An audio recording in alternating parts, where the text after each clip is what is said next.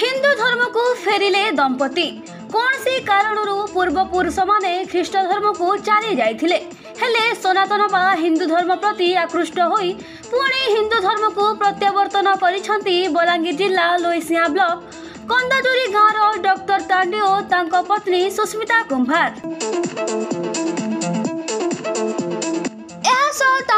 दुई पुओ झियो राजवीर तांडी और रियांशी तांडी मध्य हिंदू धर्म ग्रहण करिसंती। एने बलांगीर राज्य समाज पक्षरु आयोजित आहुति कार्यक्रम रे शामिल होई मूल धर्म को प्रत्यावर्तन करिसंती। बलांगीर राज्य समाज पक्षरु प्रतिवर्ष श्रावण मास शुक्ल पक्ष चतुर्थी रे रक्षाबंधन सह आहुति कार्यक्रम अनुष्ठित होई आसुछि। बलांगीर राज्य समाज निकट में 1000 रु अधिक लोक हिंदू धर्म को फेरिबा पाई आवेदन करिसंती। पर्याय क्रमे समस्ते हिंदू धर्म ग्रहण करिवे बोली बलांगीर राज्य समाज रो संपादक हितेश कुमार साहू कहिसंती।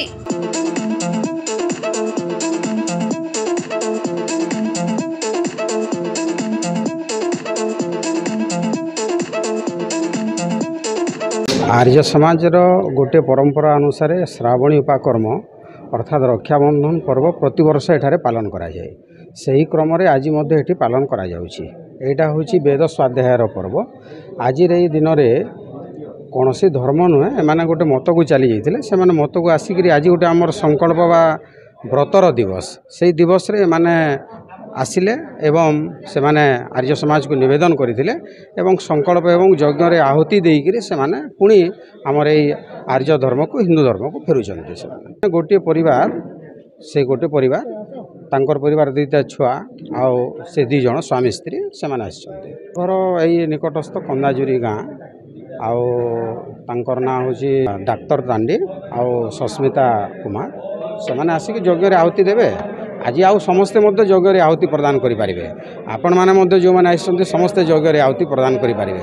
आज दिन रे आमे पैता परिवर्तन करू। प्रतिवर्ष पैता आज दिन रे परिवर्तन होई थाए। तो एटा गोटे दीक्षा दिवस, एटा गोटे संकल्प दिवस। आज ठारू जो माने संकल्प नेबे पुणी हमर एई विचारधारा वैदिक संस्कृति को पुणी किपरि भाबरे से माने आसीबे फेरिबे सेति पय ता सहित आउ गोटे हमर संस्कृति मध्य एथिरे जड़ित अछि। आज होछि विश्व संस्कृत दिवस मध्य पूरा वर्ल्ड रे संस्कृत रो मर्यादा को बंचेबा पाई आर्य समाज सब बेले करबद्ध जत्नशील अछि। तो ये संस्कृत दिवस श्रावणी पर्व आ ये जो दीक्षा दिवस समाहित भाव में आज ये पर्वटा पालन करा जाउछि। आर्य समाज आमर पाखरे 1000 रु ऊर्ध्व ख्रीस्टियन एवं मुस्लिम धर्मर संप्रदाय लोक माने हिंदू धर्म को फिरवा लगी आवेदन करिसन। गोटे पर गोटे आमे प्रशासन पाखरे आवेदन करिकिना जेंता गवर्नमेंट रूल अनुसार आमे फॉलो करिकिना आमे गोटे मतलब परिवार को आमे समस्त परिवार लोक मान को जमाने इच्छुक अछन आर्य समाज नीति नीति रे आमे हिंदू धर्म को तांको फेरुछु। ये माने होचंती बलांगीर जिला लोईसिया से माने गोटे परिवार 4 जन फेरुचंती।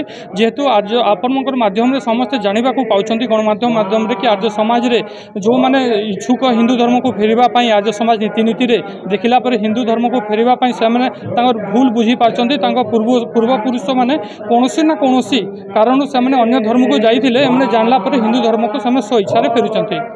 1000 ऊर्ध्व लोक आवेदन करछन समस्त हिंदू धर्म को अना जीव आउ लोक मध्य विभिन्न समय आमको आसिक संपर्क करुछन। अनेक हजार लोक स्वधर्म को फेरिबे आगामी दिन रे। सुस्मिता कुमार आम आगु ख्रीष्ट धर्म थिलु आम पूर्वपुरुष ख्रीष्ट धर्म थे। आमको आर्य समाज देखी आम आर्य समाज सब रीतिनीति देखिके आम स्व इच्छा आम आर्य समाज को फेरीचु हिंदू धर्म को फेरीचु। आज आर्य समाज आहुति होम निज इच्छा आसिके आम सपरिवार निज को परिवर्तन कर बहुत खुशी लगुच।